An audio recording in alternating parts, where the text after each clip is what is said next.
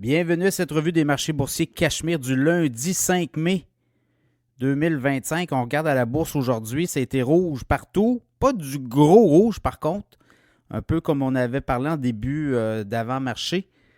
Ce matin, allez réécouter le segment de ce matin et on le disait, là, c'est du rouge, mais c'était pas très prononcé. Ben, ça a été ça pas mal toute la journée.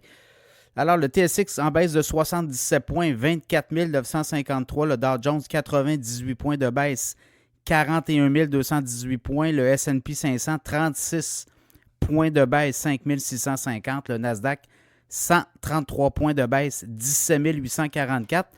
Le pétrole baisse de 1,10 $ à 57,19 $. Là, je regarde le Bitcoin, baisse de 25 $, 94 500 $. Je pense qu'on a fait pas mal de surplace aujourd'hui, là. On s'est promené en latéral. On avait quand même atteint 97 000 dans le cas du Bitcoin la semaine dernière, vendredi dernier. L'or a été la vedette du jour, 3 333 $. L'once d'or en hausse de 93,80 $. Donc, on s'est réfugié dans l'or.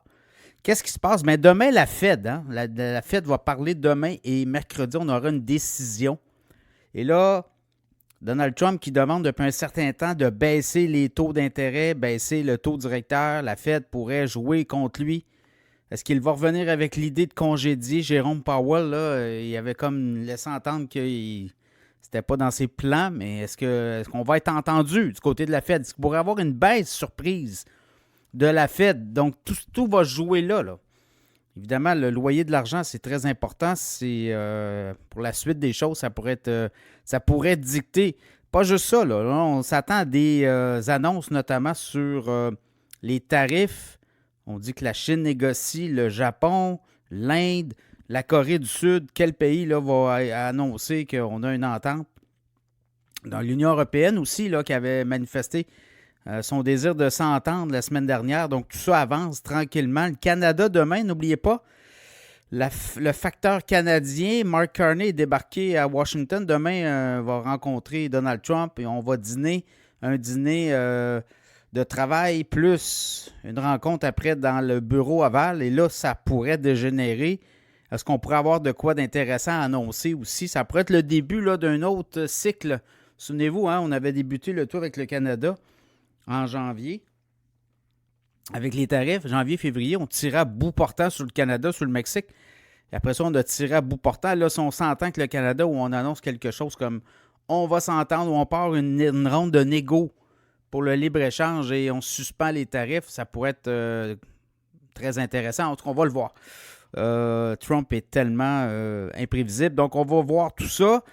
Sinon, pour le reste, je regarde, on a eu des données sur le secteur des services, qui est quand même très important aux États-Unis. L'indice ISM qui a progressé, donc on fait mieux que prévu dans le monde des services aux États-Unis. Ça a rassuré ça aussi les marchés. Taux obligataire 10 ans, les emprunts, les obligations américaines, 4,33. On était à 4,31 vendredi.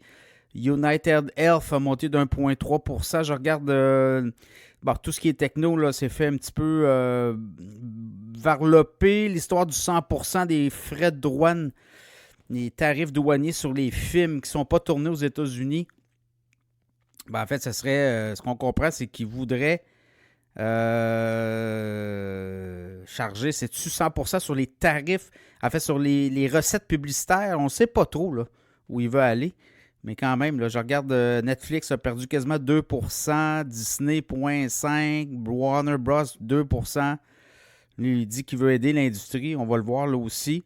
Berkshire Hathaway, Buffett a annoncé que finalement, il restait comme président du CA, mais qu'il allait quitter à la fin de l'année. Là, l'action a reculé. C'est normal, c'est prévu comme ça. Donc voilà, ça fait le tour un peu. Demain, la Fed, je pense qu'on attend la Fed. D'autres données aussi, là, mais la Fed va nous... je pense, donner le ton pour les prochaines journées à la bourse, tout dépendant de qu'est-ce qu'on décode, qu'est-ce qu'on est capable de voir, est-ce qu'il y a une tendance, est-ce que la Fed pourrait baisser son taux directeur mercredi, donc ça sera à suivre.